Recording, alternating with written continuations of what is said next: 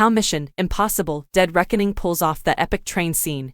Getting all of the paperwork through was huge. The infamous train scene from Mission Impossible Dead Reckoning Part 1 was supposed to take place aboard the Orient Express as it roared through the Swiss Alps. This is a large request for production if you're not shooting on location. We scouted a few places and ended up in Norway, adds cinematographer Fraser Taggart, who has also worked on Mission Impossible Fallout. Norway proved to be an ideal site in terms of practicalities. Taggart not only had an excellent relationship with Norway because we filmed Fallout there, the train scene and location needed to work with the motorcycle jump, but we found a railway in Norway from where we were going to shoot the motorcycle jump, and it all worked out. Tom Cruise did a stunt in the film that has been described as the most daring of his acting career to date. He rides a motorcycle off the edge of a cliff before parachuting to safety in free fall. In addition, a combat would take place atop the running steam engine. Taggart claims that the Norwegian government had questions. No one wants you to board a national railway and declare, "We're going to fight on top of a train while passing through a mountaintop." Getting all of the paperwork completed was enormous. After demonstrating a proof of concept and proving that safety procedures were in place, the shoot was approved.